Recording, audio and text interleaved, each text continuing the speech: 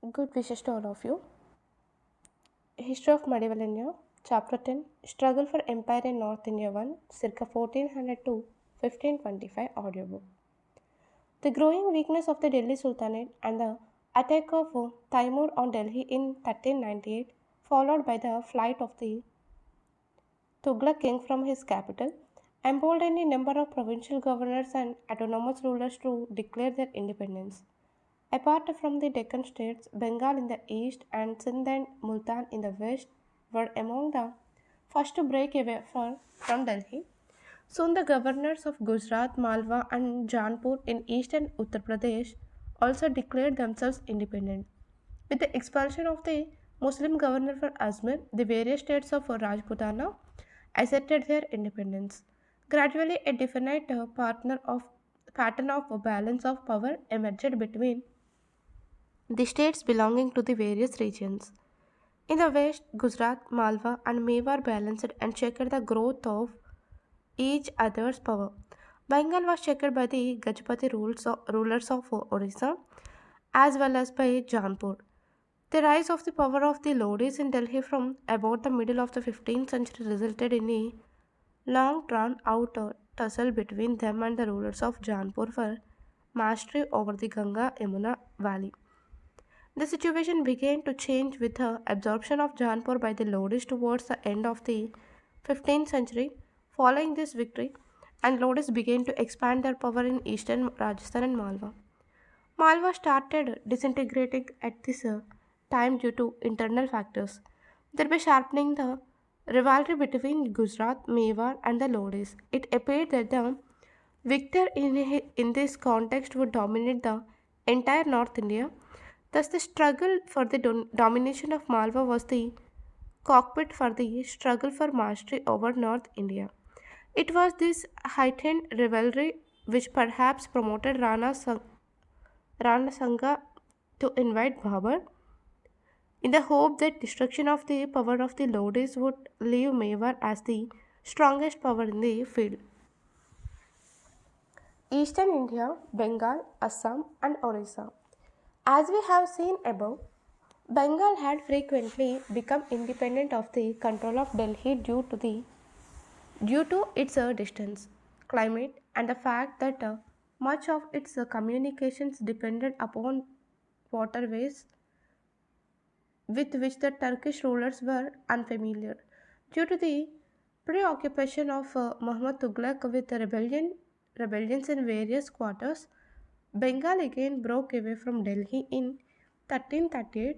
4 years later, one of the nobles, Ilyas Khan, captured Lucknow and Sonargaon and ascended the throne under the title Sultan Sahmusuddin Ilyas Khan. He extended this dominance in the west from Terhat to Champaran and Gorakhpur, and finally up to Benares, this forced Firoz Tughlaq to undertake a campaign against him. Marching through Champaran and Gorakhpur, the territories newly acquired by Ilyas, Firoz Tughlaq occupied the Bengali capital Pandua and forced Ilyas to seek shelter in the strong fort of Ekdala. After a siege of 2 months, Firoz lured Ilyas out of the fort by feigning flight. The Bengali forces were defeated, but Ilyas once again retreated into Ekdhala. Finally, a treaty of friendship was concluded by which the river Kosi in Bihar was fixed as the boundary between the two kingdoms. Though Ilyas exchanged regular gifts with Firoz, he was in no way subordinate to him. Friendly relations with Delhi enabled Ilyas to extend his control over the kingdom of Kamrup in modern Assam. Ilyas Shah was a popular ruler and had many achievements to his credit. When Firoz was at Pandya, he tried to win over the inhabitants of the city to his side by giving liberal grants of land to the nobles. The clergy and other deserving people, his attempts failed. The popularity of Ilyas might have been one of the reasons for the failure of Firuz against him. Firuz Tughlaq invaded Bengal a second time when Ilyas died and his son Sikandar succeeded to the throne. Sikandar followed the tactics of his father and retreated to Egdhala.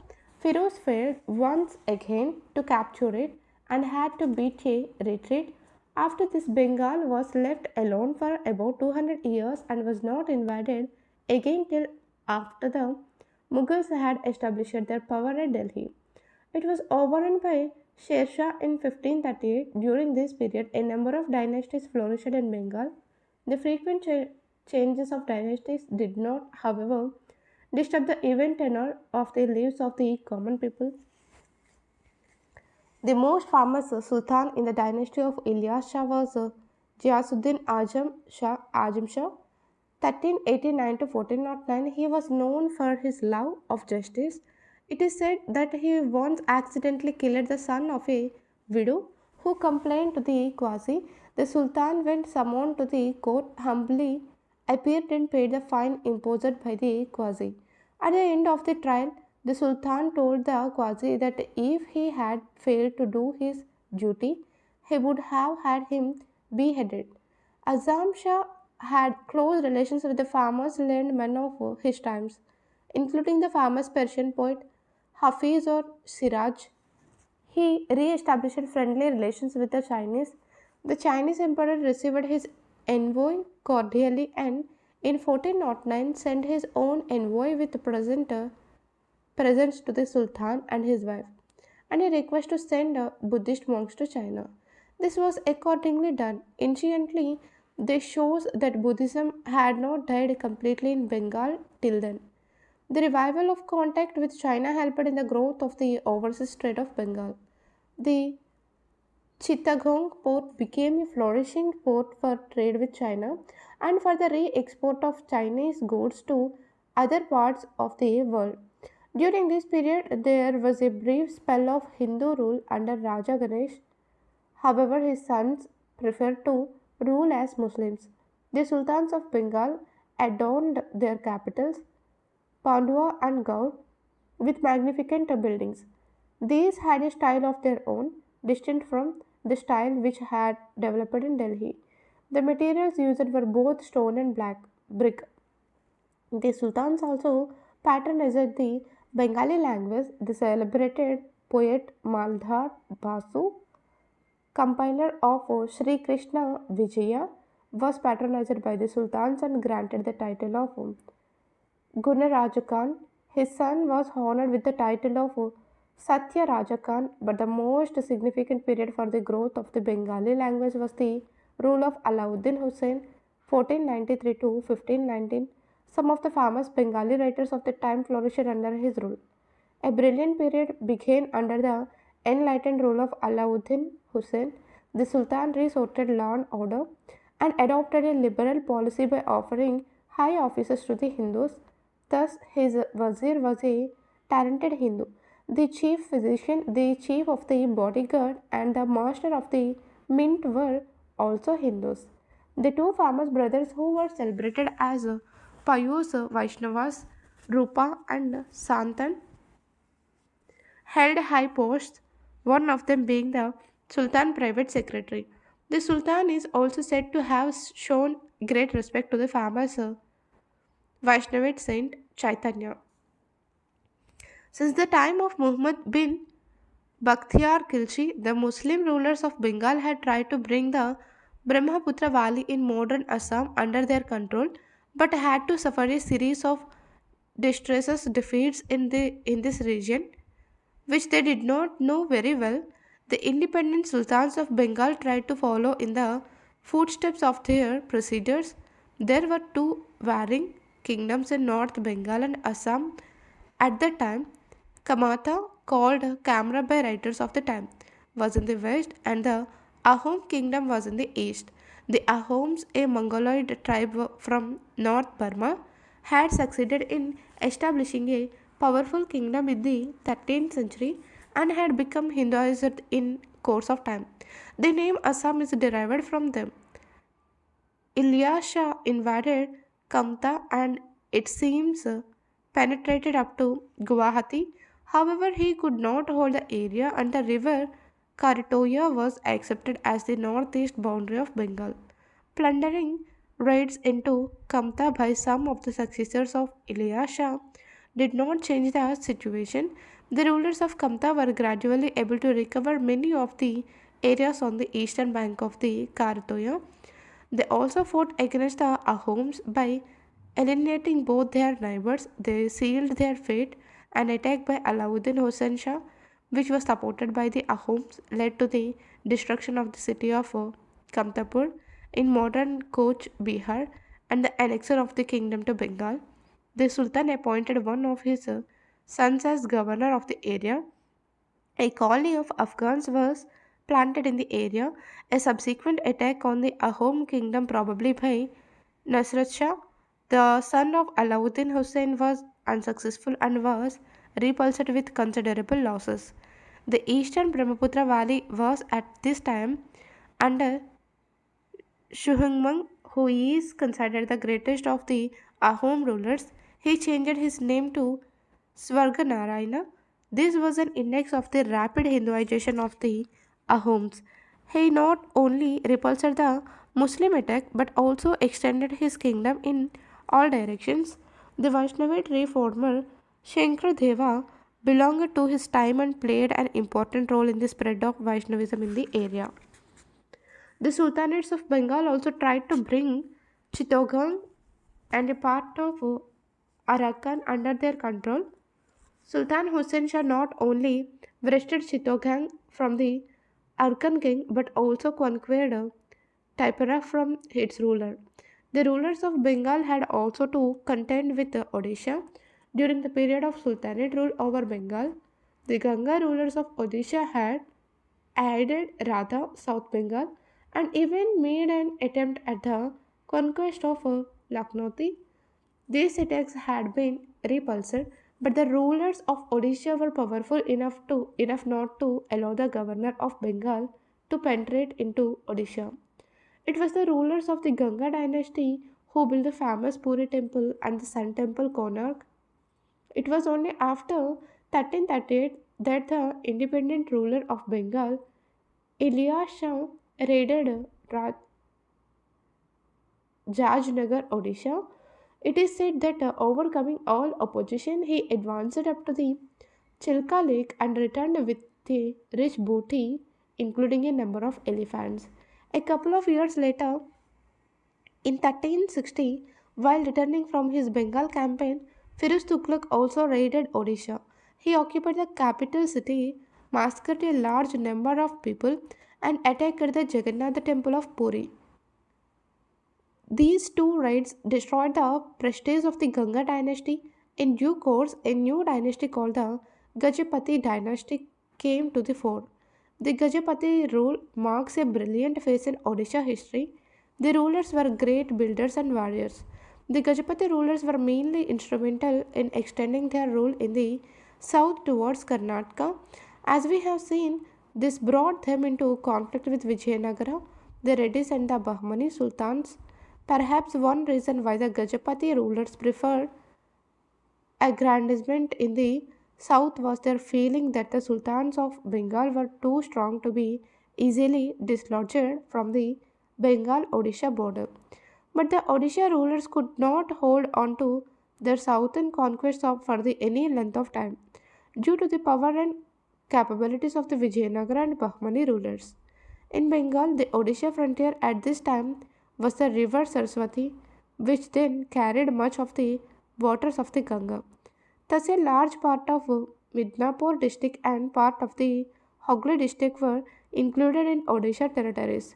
There is some evidence that the Odisha rulers tried to extend their control up to Bhagirathi but were compelled to retreat. Some of the sultans of Bengal, including Alauddin Hussein Shah, made raids into Odisha, which extended up to Puri and Cuttack. Intermittent fighting also went on the frontier. However, the rulers of Bengal were not able to dislodge the Odisha rulers from their frontiers or to gain any territory beyond the river Saraswati. that the Odisha rulers were able to engage successfully in battles at the same time in such far-flung areas as Bengal and Karnataka testifies to their strengthened prowess. Western India, Gujarat, Malwa, and Mewar. On account of the excellence of its handicrafts and its flourishing seaports, as well as the richness of its soil, Gujarat was one of the richest provinces of the Delhi Sultanate. Under Firuz Tughlaq, Gujarat had a Benin governor who, according to Farishta, encouraged the Hindu religion and thus promoted rather than suppressed the worship of idols. He was succeeded by Jafar Khan, whose father, Sadran, was a Rajput who had converted to Islam and given his sister in marriage to Firoz Tughlaq. After Timur's invasion of Delhi, both Gujarat and Malwa became independent in all but name. However, it was not till 1407 that Jafar Khan formally proclaimed himself the ruler with the title Muzaffar Shah. The real founder of the kingdom of Gujarat was, however, Ahmad Shah I, 1411 to 43, the grandson of Muzaffar Shah. During his long reign, he brought the nobility under control, settled the administration, and expanded and consolidated the kingdom. He shifted the capital from Patna to the new city of Ahmedabad, the foundation of which he laid in 1413. He was a great builder and beautified the town with many magnificent places and bazaars, mosques, and madaras. He drew on the rich architectural traditions of the Jainas of Gujarat to devise a style of building which was markedly different from Delhi. Some of its features are slender turrets, exquisite stone carving, and highly ornate brackets. The Jama Masjid in Ahmedabad and the Thin Darwaja are fine examples of the style of architecture during his time. Ahmad Shah tried to extend his control over the Rajput states in the Saurashtra region as well as those located on the Gujarat Rajasthan border. In Saurashtra, he defeated and captured the strong fort of Girnar but restored it to the Raja on his promise to pay tribute. He then attacked Sidhpur, the famous Hindu pilgrim center, and leveled to the ground many of the beautiful temples there. He imposed jizya on the Hindus in Gujarat, which had not been imposed on them earlier. All these have led many medieval historians to hail Ahmad Shah as a great enemy of the infidels, which, while many modern historians have called him a bigot. The truth, however, appears to be more complex. While Ahmad Shah acted as a bigot in ordering the destruction of Hindu temples, he did not hesitate to induct Hindus in his government. Manik Chand and Moti Chand, belonging to the Baniya or trader community, were ministers under him. He was so strict in his justice that he had his own son in law executed in the marketplace for a murder he had committed. Although he fought the Hindu rulers, he fought no less the Muslim rulers of the time, particularly the Muslim rulers of Malwa. He subordinated the power fort of Idhar and brought the Rajput states of Jalwar, Bundi, Dungarpur, etc. under his control. From the beginning, the kingdoms of Gujarat and Malwa were bitter rivals and were generally found in opposite camps on almost every occasion. Muzaffar Shah had defeated and imprisoned Hushang Shah, the ruler of Malwa, finding it difficult to control Malwa. He had, however, released Hushang Shah after a few years and reinstated him. Far from healing the breach, it had made the rulers of Malwa even more apprehensive of Gujarat power. They were always on the lookout for opportunities to weaken Gujarat by giving help and encouragement to dissatisfied elements there. Be they rebel nobles or Hindu Rajas at war with the Gujarat ruler, the rulers of Gujarat tried to counter this by trying to install their own nominee on the throne of Malwa. This bitter rivalry weakened the two kingdoms and made it impossible for them to play a large role in the politics of North India. Muhammad Begha, Begharha. The successors of Ahmad Shah continued his policy of expansion and consolidation. The most famous Sultan of Gujarat was Muhammad Begharha. Muhammad Begharha ruled over Gujarat for more than 50 years from 1459 to 1511. He was called Beghar, Begharha because he captured two of the most powerful forts, Gars, Girnar in Saurashtra, now called Junagadh, and Champaner in South Gujarat. The ruler of Girnar had paid tribute regularly, but Muhammad Begharha decided to annex his kingdom as part of his policy of bringing Saurashtra under full control. Saurashtra was a rich and prosperous region and had many fertile tracts and flourishing ports. Unfortunately, the Saurashtra region was also infested with robbers and sea pirates who preyed on trade and shipping. The powerful fort of Girnar was considered suitable not only for administering Saurashtra but also as a base of operations against Sindh. Muhammad Begharha besieged Girnar with a large force, though the Raja had only a few guns in the fort. He resisted gallantly, but to no avail. It is said that the conquest of this inaccessible fort was due to treason. The ruler of Girnar had forcibly taken the wife of his Kamdar minister agent, who schemed in secret for the downfall of his master. After the fall of the fort, the Raja embraced Islam and was enrolled in the service of the Sultan. The Sultan founded at the foot of the hill a new town called Mustafabad. He built many lofty buildings there and asked all his nobles to do the same. Thus, it became the second capital of Gujarat. Later in his reign, Muhammad sacked Dwarka on the ground that it harbored pirates who preyed on the pilgrim traffic to Mecca. The fort of Champaner was strategically located for the Sultan's plans of bringing Khandesh and Malwa under his control. The ruler, though a feudatory of Gujarat, had close relations with the Sultan of Malwa. Champaran fell in 1454 after the Raja and his followers, despairing of help from any quarter, performed the Jauhar ceremony and fought to the last man. Muhammad constructed a new town called Muhammadabad near Champaner. He laid out many fine gardens there and made it his principal place of residence. Champaner is now in ruins, but the building which still attracts attention in the Jama Masjid. According to another version, he was called Begara because his moustaches resembled the horns of a cow Begara. It has a covered courtyard and many Jain principles of architecture have been used in it. The stonework in the other buildings constructed during this period is so fine that it can only be compared to the work of goldsmiths. Muhammad Begharha also had to deal with the Portuguese, who were interfering with Gujarat's trade with the countries of West Asia.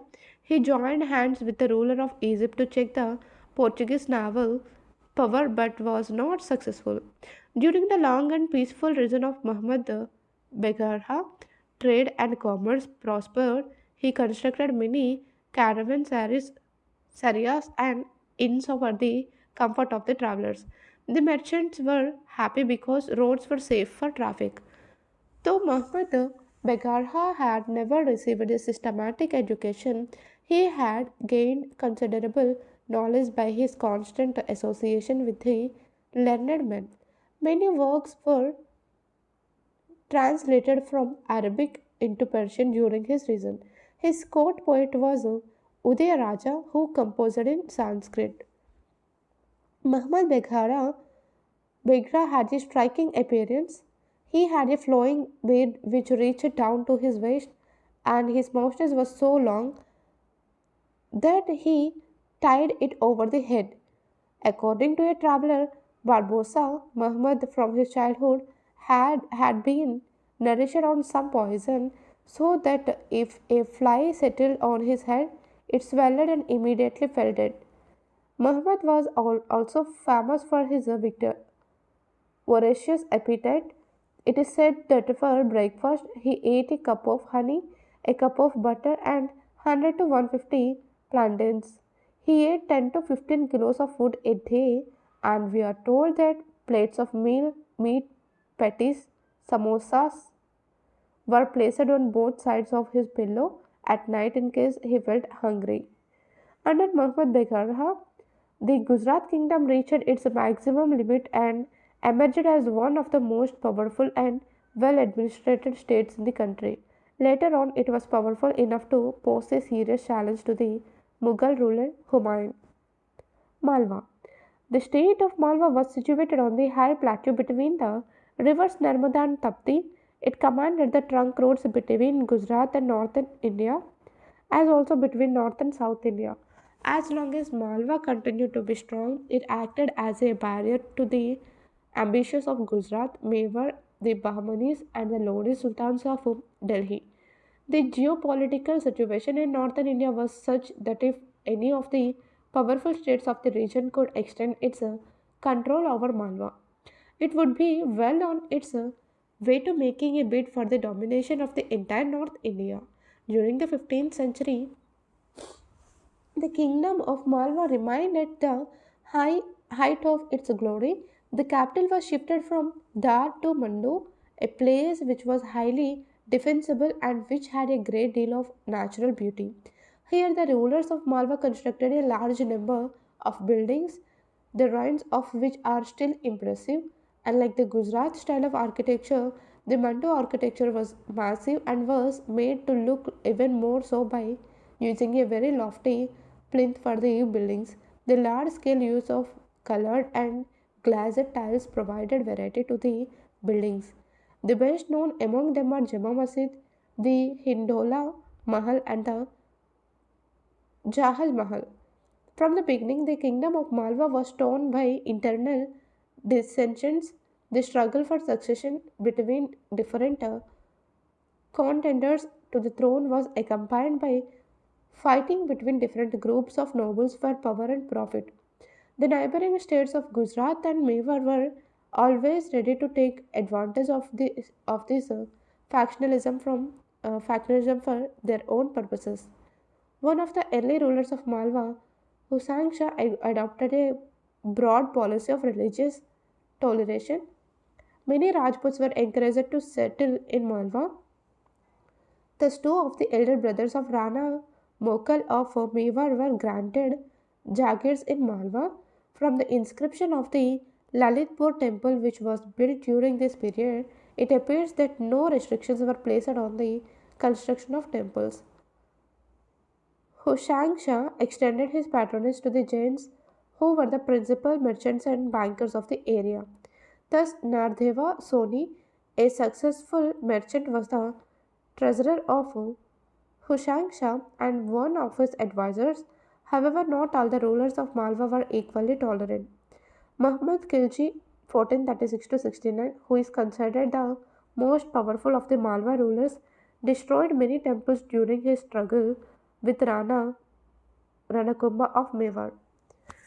And with the neighboring Hindu Rajas, this was a setback from the policy of broad toleration which had gradually developed under the Delhi Sultanate. Muhammad Khilji was a restless and ambitious monarch. He fought with almost all his neighbors, the ruler of Gujarat, the Rajas of Gondwana and Odisha, the Bahmani Sultans, and even the Sultan of Delhi. However, his energies were principally devoted to overrunning South Rajputana and trying to subdue Mewar. The rise of Mewar during the 15th century was an important factor in the political life of North India. We have seen how, after being ousted from Ajmer, the Chauhans had shifted to Ranthambore and set up a powerful state. With the conquest of Ranthambore by Alauddin Khilji, the power of the Chauhans and Rajputana had finally come to an end.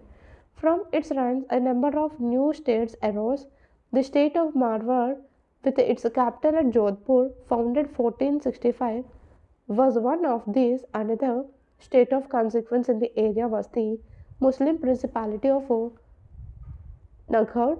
Azmir, which had been the seat of power of the Muslim governors, changed hands several times and was a bone of contention among the rising Rajput states.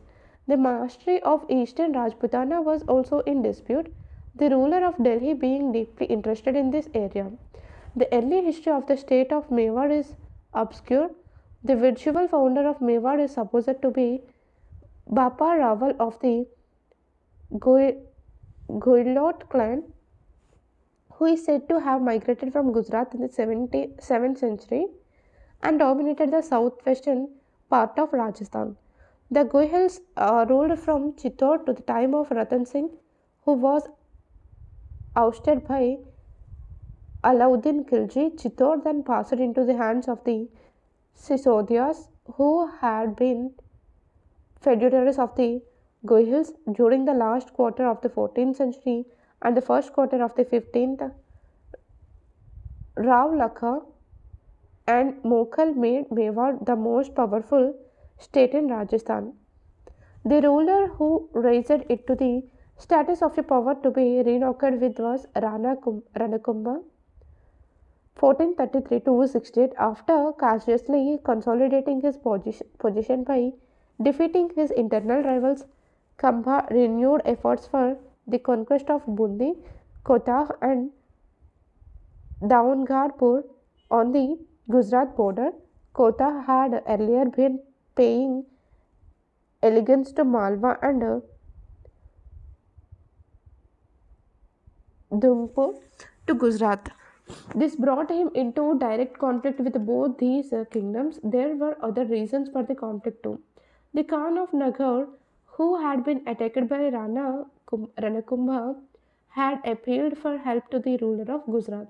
The Rana had also given shelter at this court to a rival of Muhammad Khilji and even attempted to install him on the Malwa throne. In retaliation, Muhammad Khilji had given shelter and active encouragement to some of the rivals of the Rana, such as his brother Mokhal. The conflict with Gujarat and Malwa occupied Kumbha throughout his reign. During most of that time, the Rana also had to contend with the Rathors of Marwar.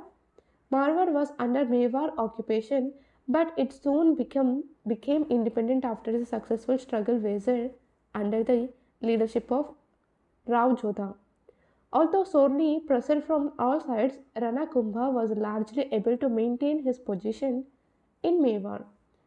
Kumbhalgarh was besieged a couple of times by Gujarat forces, while Muhammad Khilji was able to ride as far inland as Ajmer and install his own governor there.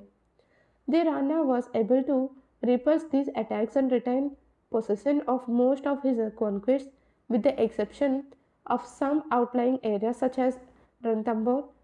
Rana Kumbha's achievement in facing two such powerful states against all odds was no small achievement. Kumbha was a patron of learned man and was himself a learned man.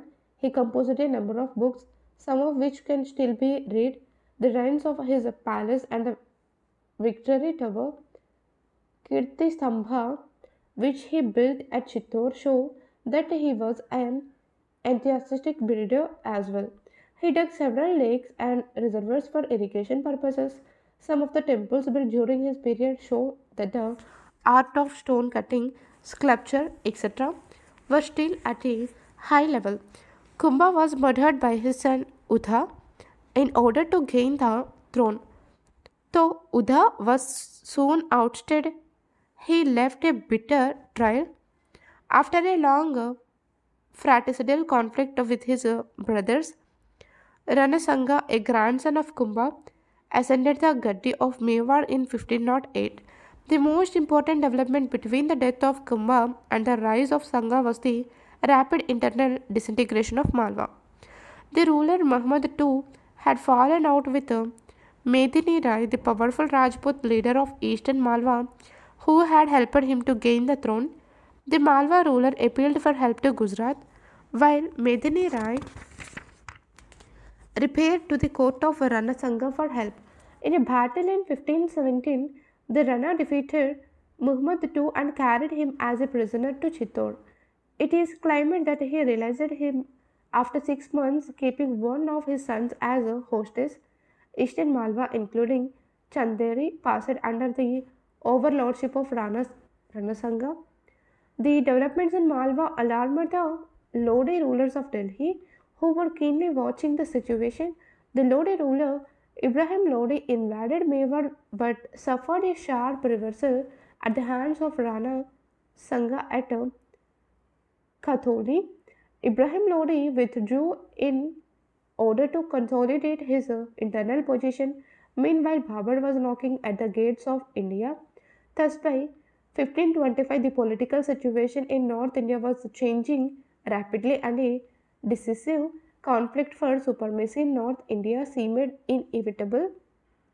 Northeast and North India, the Sharkis, the Lodi Sultans, and Kashmir. As we have seen, after the invasion of Timur, Sultan Muhammad Tughlaq fled Delhi and took shelter first in Gujarat and then in Malwa. By the time he decided to return, the prestige of the throne of Delhi had been shattered. In the neighborhood of Delhi itself, ambitious nobles and jamindars asserted their independence. Among us, the first to assert independence in the Ganga Valley was Malik Sarwar, a prominent noble of the time of Firoz Tughlaq. Malik Sarwar had been the Wazir for some time and then had been nominated to the eastern areas with the title Malik ur Sharq, Lord of the East. His successors came to be called the Shariks after his title. The Sharki Sultans fixed their capital at Janpur in eastern Uttar Pradesh, which they beautified with magnificent palaces, mosques, and mausoleums. Only a few of these mosques and mausoleums survive now. They show that the Sharqi sultans did not just copy the Delhi style of architecture, they created a magnificent style of their own, marketed by lofty gates and huge arches. The Sharqi sultans were great patrons of learning and culture. Poets and men of letters, scholars, and saints assembled at Janpur and added to its lustre. In course of time, Janpur came to be known as the Shiraz of the East. Malik Muhammad Jaisi, the author of the well-known Hindi work Padmavat, lived at Janpur. The Sharqi Sultanate lasted for less than a century.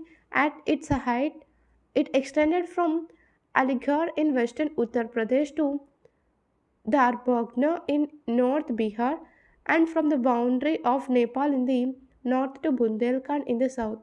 The Sharqi rulers were eager to conquer Delhi, but they were not successful in doing so. With the establishment of the Lodis in Delhi towards the middle of the 15th century, the Sharqi rulers were gradually put on the defensive. They lost most of the areas in western Uttar Pradesh and exhausted themselves in a series of bitter but futile assaults on Delhi. At length, in 1484, Bahlul Lodhi, the ruler of Delhi, occupied Jaunpur and annexed the Sharqi kingdom. The Sharqi king lived on as an exile at Chunar for some time and died broken hearted after repeated failures to regain his kingdom. The Sharqi rulers maintained law and order over a large tract following the collapse of the government in Delhi. They successfully prevented the rulers of Bengal from extending their control over eastern Uttar Pradesh. Above all, they established a cultural tradition which continued long after their downfall. After the Timurid invasion, a new dynasty called the Sayyid dynasty arose in Delhi. A number of Afghan sardars established themselves in the Punjab. The most important of these was Bahlul Lodi, who had been granted the Iqta of Sirhind. Bahlul Lodi checked the growing power of the Kokars, a fierce, warlike tribe which lived in the salt ranges. Soon he dominated the entire Punjab, called in to help the ruler of Delhi against an impending attack by the ruler of Malwa. Bahlul stayed on. Before long, his men took over the control of Delhi. Bahlul formally crowned himself 1451 when the ruler of Delhi died in exile, thus ended the Sahid dynasty. The Lodis dominated the upper Ganga valley and the Punjab from the middle of the 15th century as distinct from the earlier Delhi rulers who were Turks. The Lodis were Afghans, although the Afghans formed a large group in the army of the Delhi Sultanate. Very few Afghan nobles had been accorded important positions. The growing importance of the Afghan in North India was shown by the rise of Afghan rule in Malwa. In the south, they held important positions in the Bahmani kingdom. Bahlul Lodi's energies were occupied mainly in his context against the Sharqi rulers. Finding himself in a weak position, Bahlul invited the Afghans of Roh to come to India so that they will get rid of the ignominy of poverty and I shall gain ascendancy. The Afghan historian Abbas Sarwani adds on receipt of these farmers, the Afghans of Roh came like locusts to join the service of Sultan Bahlul. This may be an exaggeration, but the incursion of the large number of Afghans not only enabled Bahlul to defeat the Sharkis, but it also changed the complexion of Muslim society in India, making the Afghans a very numerous and important element in it, both in South and North India. The most important Lodi Sultan was Sikandar Lodi, 1489 to 1517, a contemporary of Muhammad Begadha of Gujarat and of Ranasanga of Mewar. Sikandar Lodi geared the kingdom of Delhi for the coming struggle for power with these states. He tried to subdue the Afghan Sardars who had a steady sense of tribal independence and were not accustomed to looking upon the Sultan as more than a first among equals.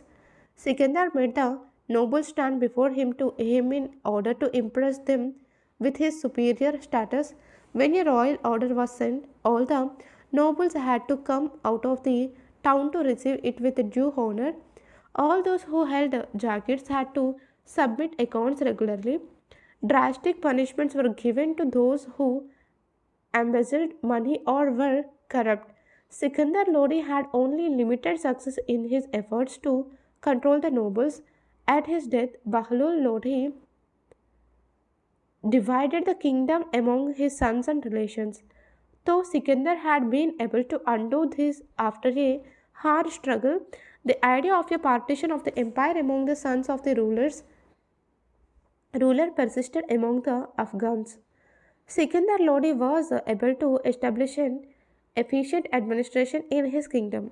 He laid great emphasis on justice, and all the highways of the empire were made safe from robbers and bandits. The prices of all essential commodities were remarkably cheap. The Sultan took a keen interest in agriculture. He abolished the octroi duty on grains and established a new measurement of the yard called the Ghazi-i Sikandari, which continued to prevail till the Mughal times. The rent rolls prepared in his time formed the basis of the rent rolls of Sher Shah later on. Sikandar Lodi is regarded as an orthodox, even a bigoted king. He sternly forbade the Muslims from following practices which were against the Sharia Islamic law, such as women visiting the graves of saints or processions being taken out in the memory of saints. He reimposed the jizya on the Hindus and executed a Brahman for holding that the Hindu and Muslim scriptures were equally sacred. He also demolished a few well known Hindu temples during his campaigns, such as the temple at Nagarkot. Sikandar Lodi gave magnificent grants to scholars, philosophers, and men of letters so that cultured people of all climes and countries, including Arabia and Iran, flocked to his court. Due to the Sultan's efforts, a number of Sanskrit works were transplanted into Persian. He was also interested in music and had a number of rare Sanskrit works on music translated into Persian. During his time, a large number of Hindus took to learning Persian and were recruited to various administrative posts. Thus, the process of cultural rapprochement between the Hindus and the Muslims continued apace during his reign. Sikandar Lodi also extended his dominance by conquering Dholpur and Gwalior. It was during these operations that, after careful survey and deliberation, Sikandar Lodi selected the site for the city of Agra 1506. The town was meant to command the area of eastern Rajasthan and the route to Malwa and Gujarat. In course of time, Agra became a large town and the second capital of the Lodis. The growing interest of Sikandar in eastern Rajasthan and Malwa was clear in his taking the Khan of Nagaur under his protection and in trying to make Ranthambore transfer its allegiance from Malwa to Delhi. His successor Ibrahim Lodi even led a campaign against Mewar, which, as has been noted earlier, was repulsed. The growing power of the Rana in Malwa and the extension of his power towards Agra and Bayana presaged a conflict between Mewar and the Lodis. It is difficult to see what the outcome of this conflict would have been if Babur had not intervened. Kashmir. An account of North India in the 15th century would be incomplete without mentioning the kingdom of Kashmir. The beautiful valley of Kashmir was for long a forbidden land for all outsiders. According to Al Biruni, entry into Kashmir was not allowed even to the Hindus who were not known personally to the nobles there. During the period, Kashmir was known to be a center of Shaivism. However, the situation changed with the end of Hindu rule around the middle of the 14th century. The devastating attack on Kashmir in 1320 by the Mongol leader Dalut Shah was a prelude to it. It is said that Dalut Shah ordered a wholesale massacre of men while women and children were enslaved and sold to the merchants of Central Asia. The towns and villages were ravaged and plundered and set on fire. The hapless Kashmir government could offer no opposition, thereby losing the public sympathy and support. 100 years after the Mongol invasion, Zainul Abidin, considered the greatest of the Muslim monarch of Kashmir, ascended the throne. Kashmir society had profoundly changed during this period. There had been a continuous incursion of Muslim saints and refugees from Central Asia into Kashmir, the Barmullah route providing an easy access. Another development was the rise of a series of remarkable Sufi saints called Rishis, who combined some feature of Hinduism and Islam, partly by the preaching of the saints and partly by force. The lower class population had been converted to Islam. To complete the process, a vehement persecution of the Brahmanas began in the region of Sikandar Shah 1389 to 1413. The Sultan ordered that all Brahmanas and learned Hindus should become Muslims or leave the valley. The temples were to be destroyed and the idols of gold and silver were to be melted down in order to be used for currency.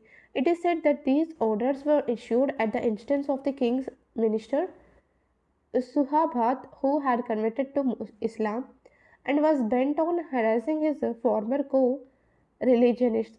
The situation changed with the accession of Jainul Abidini 1420-70, who had all these orders cancelled. He conciliated and brought back to Kashmir all the non-Muslims who had fled. Those who wanted to revert to Hinduism or had pretended to be Muslims in order to save their lives were given freedom to do as they pleased. He even restored the libraries and the land grants which the Hindus had enjoyed. The temples were also restored more than 100 years later. Abul Fazl noted that Kashmir had 150 majestic temples. It is likely that most of them had been restored under Jainul Abidin. Jainul Abidin continued the policy of a broad toleration in other spheres as well. He abolished jizya and cow slaughter and to respect the wishes of the Hindus, withdrew the ban on sati. Hindus occupied many high offices in his government. Thus, Sriya Bhat was Minister of Justice and was appointed court physician. His first two queens were Hindus, being the daughters of the Raja of Jammu. They were the mothers of all his four sons. He married a third wife after the death of his first two wives. The Sultan was himself a learned man and composed poetry. He was well versed in Persian, Kashmir, Sanskrit, and Tibetan languages. He gave patronage to Sanskrit and Persian scholars, and at his instance, many Sanskrit works such as the Mahabharata and Kalhana's history of Kashmir, Rajtaramgini, were translated into Persian and brought up to date. He was fond of music, and hearing of this, the Raja of Gwalior sent him two rare Sanskrit works on music. The Sultan also looked after the economic development of Kashmir. He sent two persons to Samarkand to learn the arts of paper making and book binding. He fostered many crafts in Kashmir, such as stone cutting and polishing, bottle making, gold beating, etc. He also encouraged the art of shawl making, for which Kashmir is so famous, musket making, and the art of manufacturing fireworks had also developed in Kashmir. The Sultan developed agriculture by building large numbers of dams, canals, and bridges.